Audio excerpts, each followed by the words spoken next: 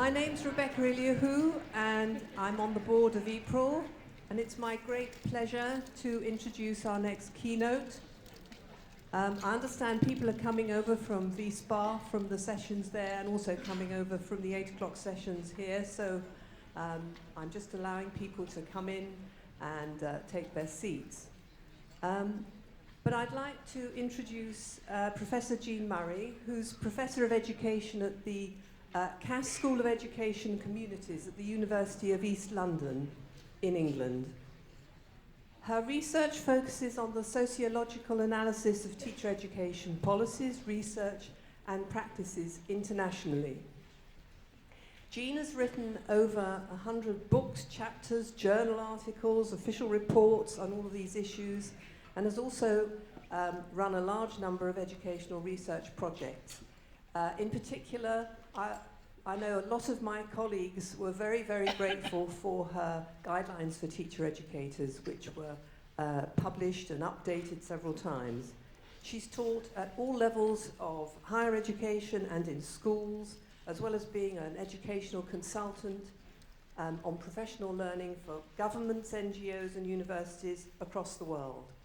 And I can attest that her work has so inspired colleagues all over the world that, for example, in Toronto, which is in Canada, there was a wonderful project called Becoming Teacher Educators, which was a 3-year support group for doctoral research students who wanted to become teacher educators. And they were really inspired to follow what she had done, and they produced this amazingly strong community with shared leadership and lots of opportunities to develop knowledge of teacher education, improve their own research skills, and improve their own practice. So it gives me enormous pleasure to introduce Professor Jean Murray. Thank you, Rebecca.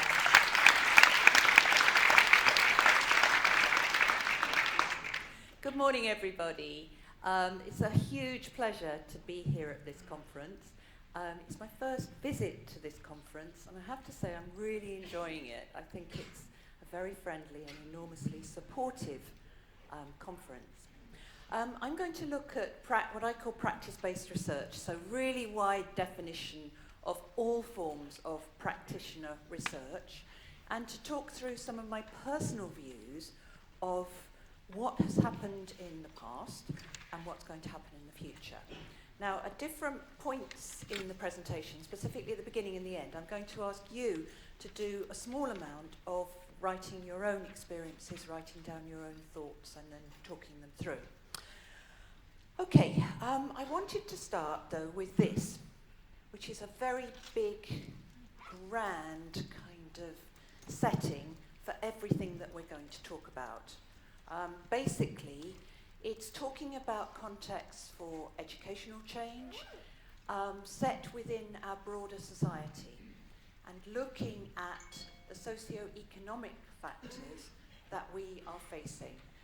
Specifically, all of those social, cultural, political, geographical and economic changes we're looking at across the developed world, the enormous threat, probably our biggest threat of climate change, the increasing social, cultural and linguistic diversity that education encounters in many countries, rising levels of social inequality in some countries, increasing political turbulence and rejection of so-called expert views. This perhaps is a particular factor for the United States, but also a factor for my country, the United Kingdom, at the moment. I will try to avoid all references to my pain about the United Kingdom and its situation at this moment in this presentation. But you can see that increasing political turbulence in many other national areas as well. Across the world, you can see it. We're also facing unprecedented technological change, absolutely unprecedented. And all of these things are bringing us huge changes in how we understand the world, how the world is understood by others, and how we see knowledge dissemination and knowledge production. These things matter to us. They're a huge frame for what I'm going to talk about, but they are a very important frame. I'd like you to keep those in mind. Now, my focuses. Rebecca's introduction has already told you I'm in teacher education, specifically, education more widely. I have also worked in a lot of other spheres, specifically looking at workplace learning for other professionals, including medical doctors, medical practitioners of all kinds, nurses, social workers, etc., etc.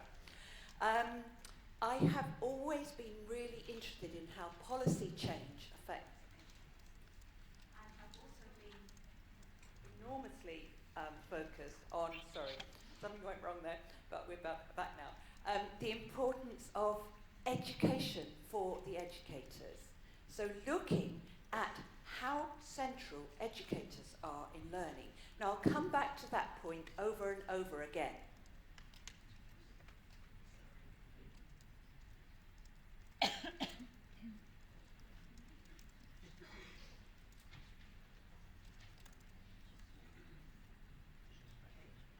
We're facing unprecedented technological changes, didn't I? This is an unprecedented technological change for me. Okay. So the importance of educators in learning is something I'm going to come back to over and over and over again. So I'm interested in professional preparation in all sorts of different settings for all sorts of different practitioners. That pre-service learning, that setting of expectations about the profession you're entering, but also the ongoing professional learning. So looking at people coming in, but also lifelong learning, formal learning events, workplace learning, I think is absolutely crucial. I can't stress this enough, and I am going to come back to that also as a theme. And I'm interested in how we integrate all these different forms of learning that we have on offer for all our practitioners, but how we integrate them in meaningful ways. One of the projects I've been involved in the last 3 years is called the InfoTed project. And there I've worked with colleagues from 6 different countries across Europe, where we look at how teacher educators learn. And we've looked at websites, we've looked at providing face-to-face programs, we've looked at providing ongoing support, etc., etc. It's a really good project, so the website reference is up there. Please have a look at it. Now, at this stage, I would like you, please, just to jot down on the piece of paper, which may or may not be in front of you, or the tablet, or the phone, some words that will capture, just random but meaningful words, which will capture your own past experiences of practitioner-based research. So in other words, what have you done? Right down to the level of what kind of practitioner research, working with others, working with yourselves. I'm just going to give you a minute to do that, and I really do mean quick words.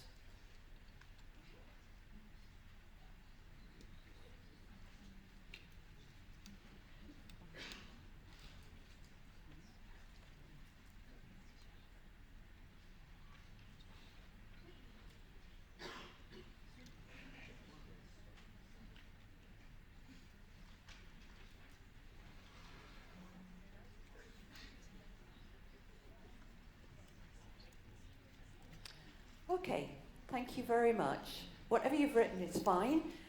We may be drawing on that towards the end. The other thing I want you to think about is just think as I'm talking, and of course looking at what I'm saying, agreeing, disagreeing, critiquing, etc. The future of practitioner research. How do you see it? Where's it going? What are your ideas about where we need to go and what we need to do next? Okay. I'm going to talk a little bit about what I think practitioner-based research has achieved in the context that I work in the UK, in continental Europe more widely. I think practitioner research is immensely important, and this is what I think we have achieved over the years since the 1960s, when people first said, actually, research doesn't need to be out there, conducted by academics and universities. It can be here with us as practitioners. So, in some contexts, within education, we've seen practice-based research become an integral part of individual professional learning during pre-courses, in pre-preparation for teachers, for social workers, etc. So, in other words, practitioners are doing it's part of their professional learning during pre-service. We've also seen that it's an effective form of continuing professional development in many contexts. I know there's a number of people here in this audience from the Netherlands who are doing an MA in practice-based research and professional learning. I could also mention all sorts of other people who are doing this kind of research as part of ongoing continuous professional development. And we've also seen practice-based research being drawn into some professional validation and recognition structures. So in the UK, for example, all university lecturers now have to have a qualification before they can teach in a university. Some form of research focused on their practice is part of that validation structure. So it's part of that accreditation. That is tremendous, because what we've seen over the last 50 plus years is a move for practitioner research within education, certainly, to be seen as empowering and developmental for the individual practitioner. Sometimes we've also seen it becoming powerful for a collective. So I would mention here the STEP movement, the self-study research movement in the Netherlands, in Flanders, in America, in Australia, really, really powerful networks. EAPRIL is also an example of that. Your clouds, you have some communal structures for professional development, for communal action on practitioner-based research. So you have a cloud, for example, on research methodologies, which is improving, which is developing this. Okay, and yet, some issues still persist. I'm not saying all of these issues are centrally important to us as a practitioner-based research group, but there are still some issues there. The validity of practice-based research is still questioned. Its ongoing relevance in some forms of professional training is still questioned. So is its quality. I know EAPRIL did a special issue on quality in practitioner-based research a couple of years back, but we're still facing those questions. Its meaning and its relevance beyond the individual practitioner, and I'm going to keep going back to that, beyond the individual practitioner, meaning and relevance. The forms of its dissemination and its impact on teaching and learning, because after all, the education of educators is enormously important, as I'll continually stress today, but it's that impact on teaching and learning that is where we see the importance of what's happening. I'm going to give 3 brief examples of how these factors can impact negatively. So, in the UK, we have something called the Research Excellence Framework, or the REF. Every 5 years, the government conducts an audit of all the research in every discipline across every university in the UK. And then the results of that audit is used to attribute money for research development. Okay? In education, in 2014, which was the last time we had one of these audits, you can tell we'll have another one coming up very, very shortly.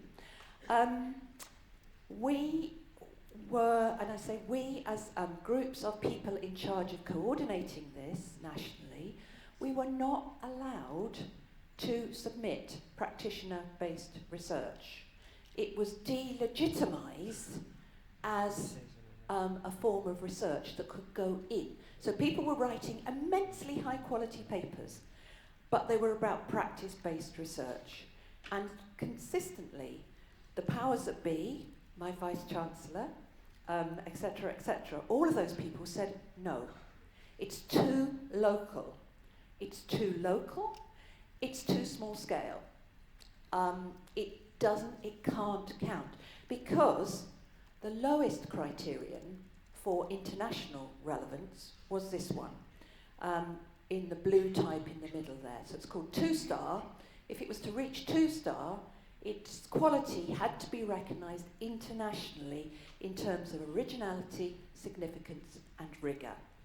And we just could not argue, even collectively, as a very powerful group of education researchers, that practitioner-based research was important. So sadly, out it went.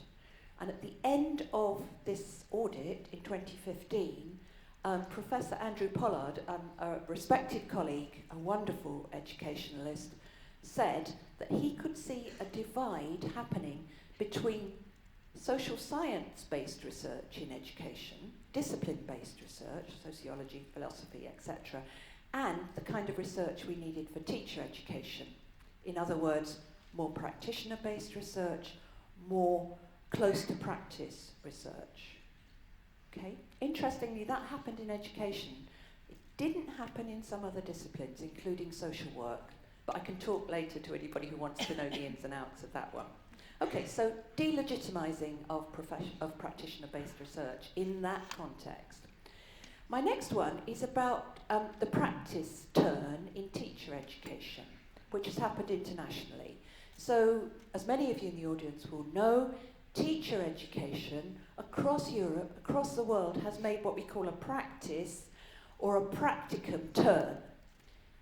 There you can see a quote from the European Commission in 2015, which identified that trend happening all the way across Europe. So pre-service teachers, intending teachers, spending more time in the classroom, less time in the university. Very good thing, many of us would think, a very good thing.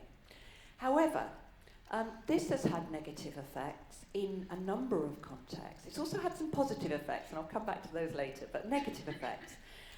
In parts of America, and of course, teacher education in America is state-based, so this is only some states. But what's happened is the training has become increasingly instrumental. So it's not really teacher education or teacher preparation widely anymore, it's teacher training. It's very focused, it's very driven by tick boxes and competencies and, being able to say, right, this, you can do this, you can do this, you can do this. It's often based on apprenticeship models of do what the teacher does and you'll be fine. It takes place almost entirely in the busy workplaces of schools. Busy, hectic workplaces, as many of you know, and away from higher education. It's over a short time frame. And many of us have argued that that's brought significant epistemological, knowledge-based and location changes in pre-service work, including this quote here from Lynn Goodwin and Claire Kosnick in the Americas, a hyper-emphasis on clinical practice, extensive immersion in the field, and limited or no emphasis on research or theoretical coursework. Certainly, what's been squeezed out in the States is that practice-based research element, which I was saying has actually been established in so many pre-service courses, but not here. Practice-based research is squeezed out. If you're training to be a teacher, you're in school all the time, you're teaching an 80% timetable, you don't have time to do extra practitioner-based research, and perhaps more importantly, you're not asked to do it. Okay, dissemination of practitioner research. I think we've got a bit of a quandary here. This is another positive-negative push-pull thing. Of course, we've seen burgeoning cultures of social media. Of course, we've seen many new and powerful ways to make our research public. That's absolutely brilliant, and I would support that. But there are so many voices now. There are so many opinions, so many truths being communicated. I put that word truth in inverted commas in tribute to America's great and wonderful learned president, who I'm sure has done a lot of practitioner-based research over his lifetime. But you know what I mean, there's so many versions of things out there. Now it's great. It used to be, back in the 80s, and I am old enough to remember the 80s, the tyranny of journal and book publishers. They were our traditional gatekeepers. They decided what was published, by whom, when, how, where, etc. But now my question is, they've kind of gone into the background a bit, but have we got too few gatekeepers now? Have we got too much blurring of the boundaries between opinion and evidence-based practitioner research? So I'm thinking particularly here about blogs. I know many people love education blogs. Many of my colleagues I know are engaged in blogging. There's blogging as pure opinion. There's blogging as infused by evidence. There's publication, dissemination of pure practitioner-based research, which is evidence-based. And I think we're kind of looking at blurring of the boundaries there. Now, I'm not convinced how much this matters, but I just flag it up for you, for something for you to think about. So when you're thinking about futures for practice-based research, is this an issue, or am I over-egging it a bit? Over-egging as in over-emphasising a bit. Is it not a danger? Okay, have a think about that anyway. Right, okay, now I would like to turn back to the practice-based research and the possible futures here. Now, I will say here that this is all my personal views, and you're more than, and it's based on my professional experience, and of course you're more than able to critique it. But I am going to return to teacher education and the policy changes we've seen and their effects at all levels. I'm going to return to my theme of educating the educators, and educators at the centre of their own learning and that of their students, so the double importance, if you like, of educators. I'm going to talk about practice-based research as the foundation of professional learning and critical understanding of practice. And I'm going to come back to that word critical, because I want to keep bringing in that sense of criticality of the context in which we operate. Okay, so first of all, something which I know will be familiar to all of you, but the effects of globalization. Okay, this applies, of course, way beyond education, but we have seen pressures from globalization contributing to change across so many contexts, so many workplace settings. We've looked at the marketization of a lot of our public services, including education. We've looked at the growth of those neoliberal regimes of performativity and audit in our own institutions. So we're looking increasingly at target-driven ideas for education, target-driven ideas for children's learning, for educators' learning, all that kind of emphasis on on performativity, on audit, on counting what is visible rather than the complexities of practice. We've seen policy borrowing, the way in which countries will go, that looks good, that's working in Sweden, that's working in Estonia, that's working in Hong Kong, let's try that. Let's bring that over into our context. Never mind the social and cultural educational differences, let's try that. So reform becomes quite contagious. And what we see, certainly in teacher education, has been government regulation and intervention over broadly similar timeframes in broadly similar ways. So a churn, a constant pattern of policy change in order to improve education through reform. We've seen the systematic politicisation of education. So education has become seen as a socio-economic driver for national development.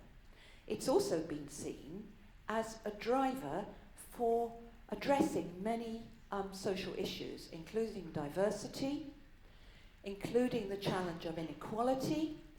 Those kind of pressures are placed on education, particularly on schooling, and particularly on education within school context, and thus in teacher education as well. Two big ideas that you'll be familiar with up there, both about counting.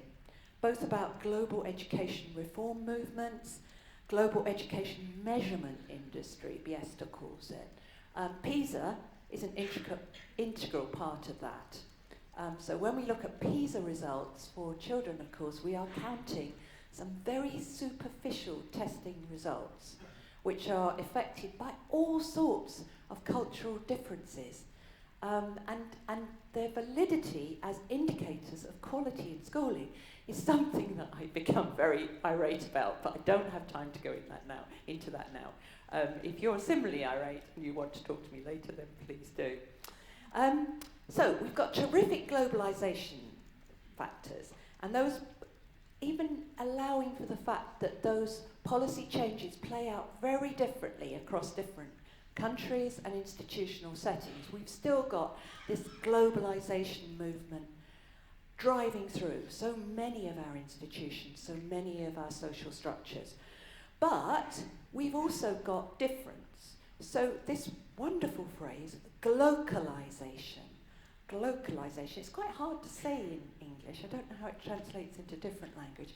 But it's about how both universalizing and particularizing tendencies happen within our systems. So it's about literally the global and the local brought together. Now, glocalization is something I'm going to come back to, although I find it hard to say, but I will come back to it. Okay, now, with all this policy churn going on, it's very easy to look at policy as all-powerful and practitioners as powerless. So we tend to depict policy as a static and preformed entity. It's out there, it's formed by government or government agents. We usually don't know who they are. They hand us down in fixity to those of us who are in teacher education. This policy, we have to undertake the implementation. That process of implementation is seen as essentially simple, if only we would do what we were told. And it's actually about homogeneity. You know, all the same. Let's all do this the same. You know, the policy says this, let's do the same. So here we have practitioners as essentially passive and powerless as agents of the state.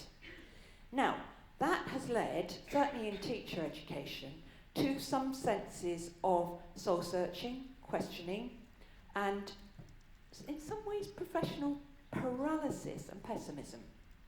So, when we look at centralised policy initiatives, like the sort of globalization initiative, we can see that in some ways they've had unwelcome, adverse, uncomfortable effects. There are senses of pessimism. We were talking about this yesterday in the Cloud 1 session. There are attacks on professionalism, on teacher professionalism. There are difficult conditions in workplaces. There are new requirements for practice, and sometimes those seem to change consistently. Almost year on year, they seem to change. So those, in my view, constrict opportunities for positive workplace learning to take place in some ways, and if we let them. And I would not in any way de-emphasize how strong some of these policy effects can be and how negative they can be. But I do think we need to push back, and practitioner research is part of that picture, as is this theoretical concept. Foucault, complete opposite to the power comes down from on top and is inserted and applied to everybody. Here, for Foucault, power is a relation. It's exercised through the social body and at the micro level of social relations. It's not owned by those above us, those we sometimes call they. They've done this, they've done that. It's productive and reproductive, as well as repressive. So, in other words, it can be a positive force, because we own it. It's a mechanism of power. It's a fundamental mechanism of power. We cannot operate in social groups without power, is Foucault's argument. And he argues that there are diffuse power relations within any field.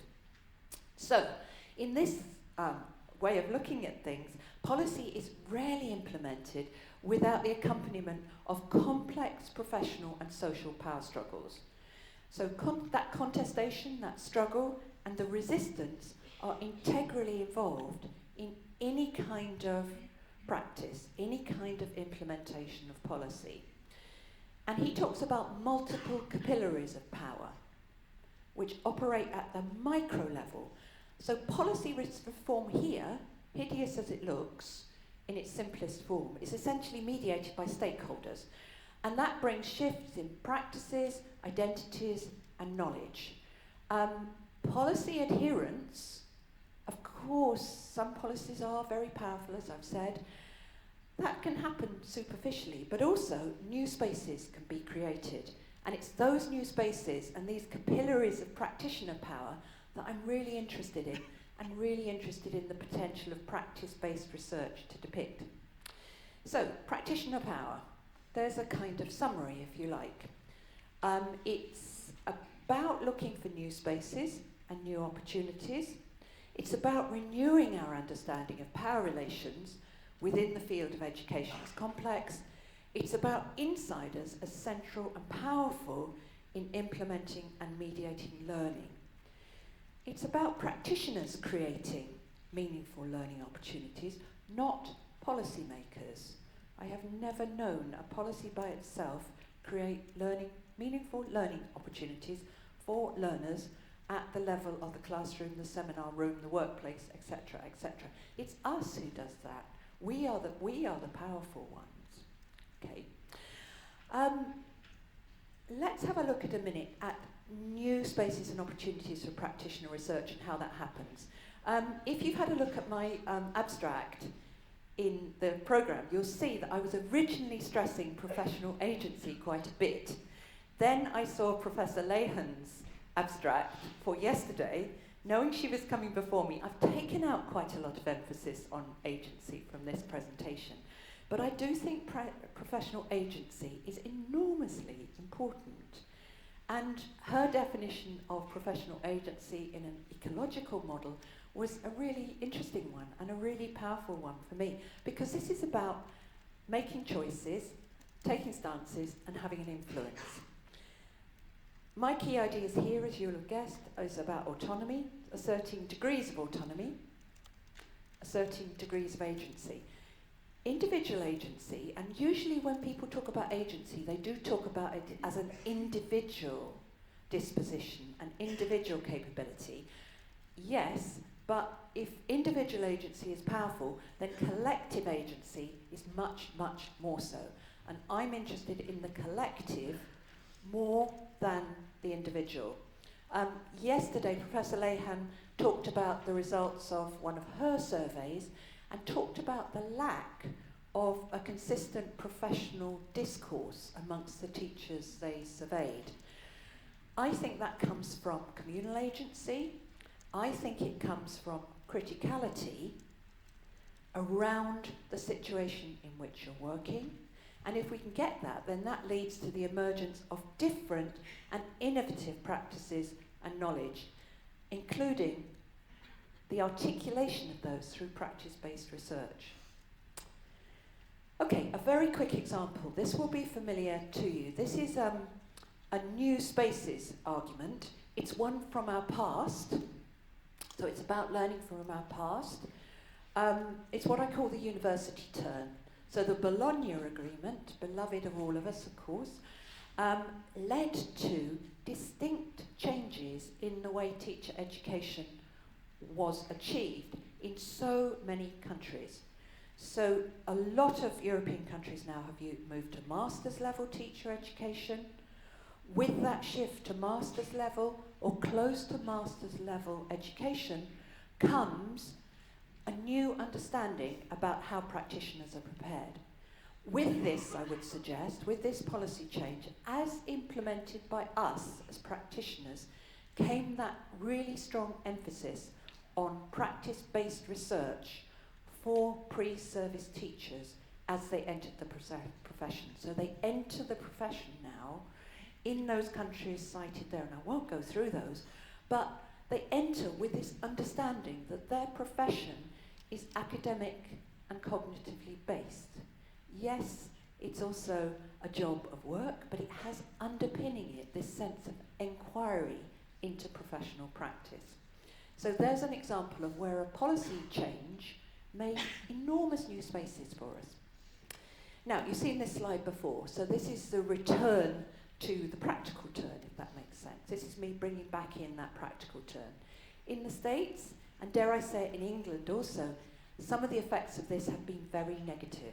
They've resulted in that very intensive kind of focus on training teachers, putting teachers into the job, letting them get on with it, putting them into an apprentice mode with an experienced teacher. But there are different guises of this, and some of these have been amazing in causing new spaces to open up. So in Finland, the model of research-informed practice in both universities and schools has been really important. So Finland, I know I have Finnish people in the audience, specialist training schools with specifically trained and well-qualified teachers supporting pre-service students, doing practice-based research, doing master's degrees. Amazing. In the Netherlands, school and higher education institutions collaborating in a way that has been enormously positive. School-based educators taking on new and extended roles beyond what we traditionally call mentoring, you know, helping point out things that happen in the classroom on a very practical level, but going into practice-based research modes with their students. Absolutely amazing. A new space where teacher educators from universities and teachers in schools have been able to work together looking at practice-based research. So my argument is that these new spaces open up opportunities for practice-based research. But my argument is also that that needs to be communally. And I know the phrase communities of practice is a well-worn one, a well-used one in education. But my emphasis is micro-communities of practice. So not just this kind of rhetoric around we're a community of practice, but we are a small community of practice, and because to me that micro level is where the power happens. Okay, so overview of the arguments. Some policy changes open up new spaces and opportunities for practice. Those spaces may be small, but they are at that all-important micro level. And as I say, it is the practitioner, the educator, using the broadest possible sense of that word, who creates those meaningful learning opportunities. Professional agency is enormously important, but we need to keep our focus on critical models of practice-based research. It is very hard for a practitioner, especially a new practitioner, to understand the context in which they're working without having that critical framing, without knowing how globalization has played out into glocalization in their particular setting, without understanding the ways in which those socio-economic factors bear down on education and on their classrooms and their seminar rooms. And I don't wish to be patronising here. I know we have very bright people coming into teaching and coming into education at all levels, but it's that kind of critical understanding of it, that being able to take hold of it and generate that professional discourse that Professor Laham was talking about yesterday, that professional discourse around the shared vision of what is teaching nowadays, or what is teacher education nowadays. So, in my view, that kind of critically informed, communally generated understanding leads us to the creation of more meaningful learning opportunities through practice-based research. And for me, here we go again, it's all about understanding that glocalization. So practice-based research, especially if communally enacted, to me, is a way of understanding the global. And, you know, I gave you the example of the UK and the experience of practice-based research being delegitimized there. If only we could bring back that emphasis that it's local. This is about the local and the globalization, and showing that we as practitioners are understanding that through our research, I think that would be a way forward. So practice-based research communally enacted as a way of understanding the local, and that, I think, could provide us with provides meaningful learning opportunities for educators, enhanced critical understanding, and practitioner power. So I am centering educators. Okay, I am consistently centering those educators because I think that engagement in those micro-communities, those critical models of practice-based research, are where we need to focus. So the broad parameters of our research, practice-based research, perhaps need to be pushed further out. And collectivity, to me, is always more powerful than individual. And I know practice-based research has its roots in individual practice, but practice is so often shared nowadays. So I've used the phrase somos más, together we are more, there to signal that. Okay, right. I am at the end of my presentation, just about on time. So I'm now going to say to you, here are my questions. I do think we need to give greater relevance and impact to practitioner-based research. Okay. I do think we need to contribute more strongly to the generation of new theory, knowledge and expertise through practitioner-based research. And for me, part of that, as you'll gather, is about centering educators and understanding the local. But I would also like to see us making links more substantially with national policies and national bodies. And I know that already happens in some countries, but it certainly doesn't happen in mine, where we don't have active engagement with policymakers and key professional agencies.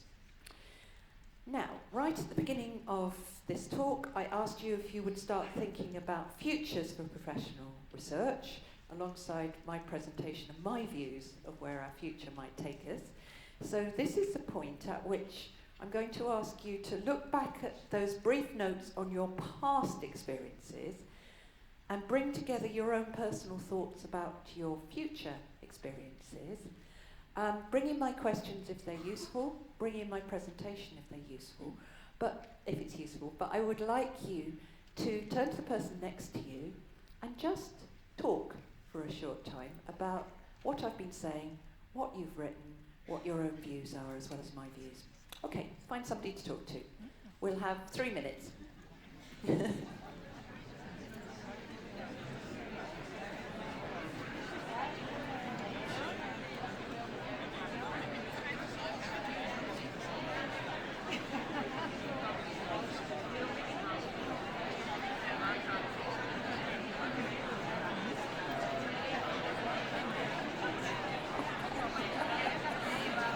Let me just take this off onto...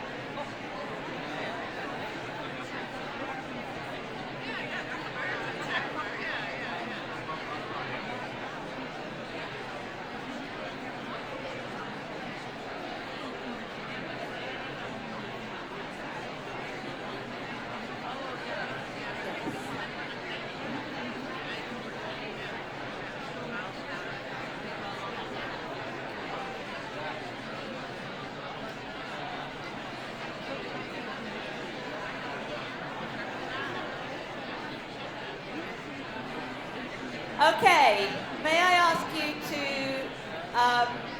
cease your talk for a short time? You will be very relieved to know that coffee is coming up in just over 10 minutes. I'm also relieved to know that coffee is coming up.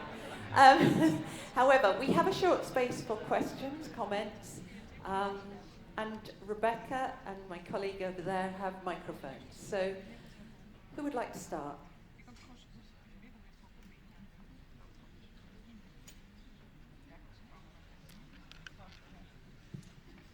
Thank you for your wonderful presentation. I'm Frank de Jong from the Netherlands. Someone has to start. I'm puzzling a bit because I hear you say that upgrading, and I speak from the Netherlands where actually a lot of teacher education is at bachelor level, and I agree with you that it's a good tendency that it's going up to master level. However, what does say master level say something?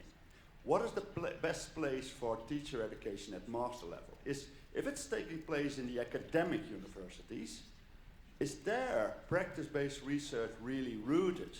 Or, like in the Netherlands, where most of the teacher education is taking place in applied university, maybe that should be the better place, because those universities has better connections with the practice, and also by the professorates who are there, they all have a better rooting of the practice-based research. So if we are talking about upgrading to master level, shouldn't we also talk about what are the qualities of practice-oriented research so that it has not only the function, like in the academic university, to have more publications, but one of the essential things is that it has impact in the educational practice. Yeah, absolutely. I think impact in educational practice is absolutely key, in personal practice, but also in that communal practice. You've given a wonderful example about how a policy change, so in the Netherlands the move to the M-level teacher education, plays out differently in different contexts. I am familiar with the applied university, traditional university model in the Netherlands. I am not familiar with the ways in which, in those traditional universities, practice-based research could be genuinely rooted in practice rather than in a discipline of education. I couldn't really talk about that, except that I do know some very good colleagues here who work in the applied universities of science and do some amazing jobs in practice-based research with both teacher educators and with student teachers. So I think, if you like, I will just say there's an interesting example of how policy plays out so differently, but also a key thing about the quality of practice-based research and what it actually means for those students as learners and how it's going to take them into their future professions, which is another absolutely key factor, I think. Thank you very much. Yes, thank you very much for your presentation. I had a question. I think it's quite scary when you talk about the delegitimization of practice-based research in the UK, and you're saying that your next ref is coming up soon. Mm-hmm. Is that going to stay the same? And I guess the question is, how can we legitimize practice-based research? Is it a question of impact? Is it a question of proving its usefulness? Yeah, very hard. Our next research audit happens in 2020.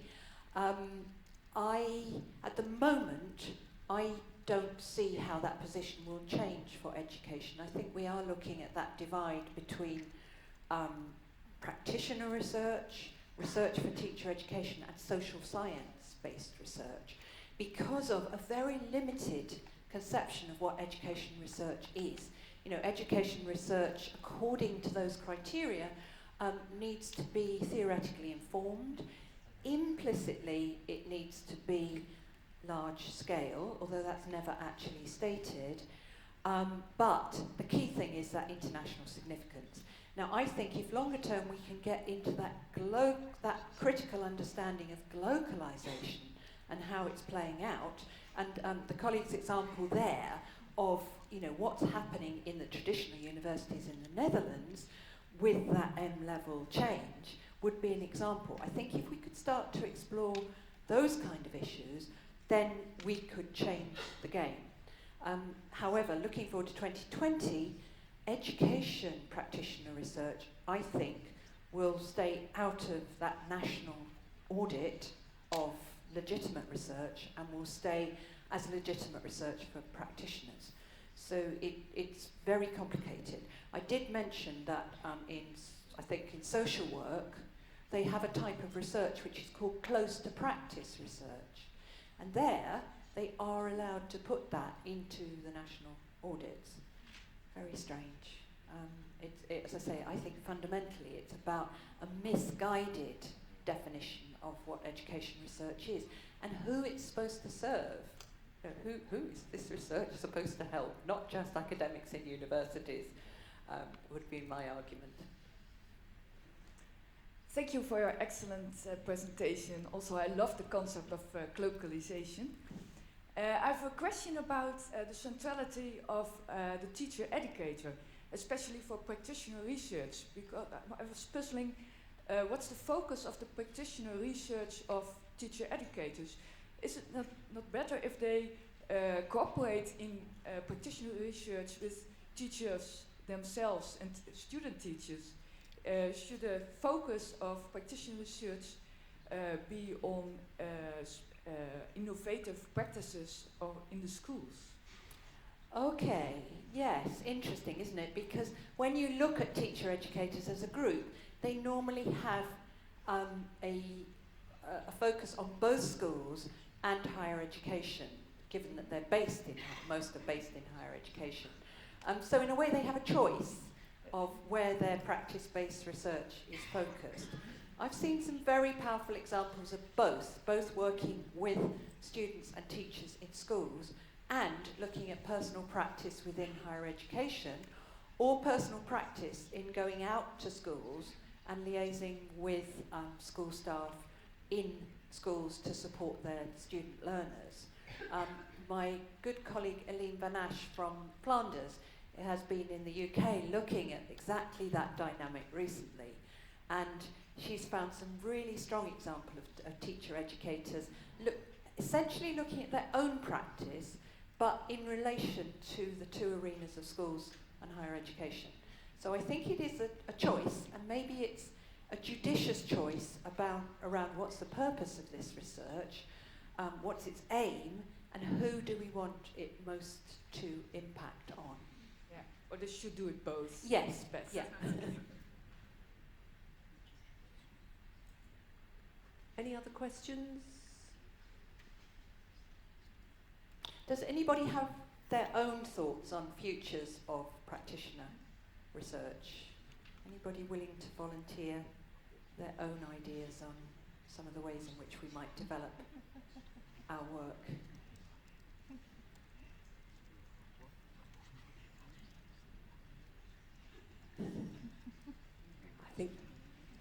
I think people are stunned into silence, actually. I think it's globalization, which is such a tongue twister. Thank you so much. I think that was really, he's given us so much food for thought, and I think people are still reflecting. So could we give a very big hand to Professor Murray? Thank you very much. Thank you, everybody.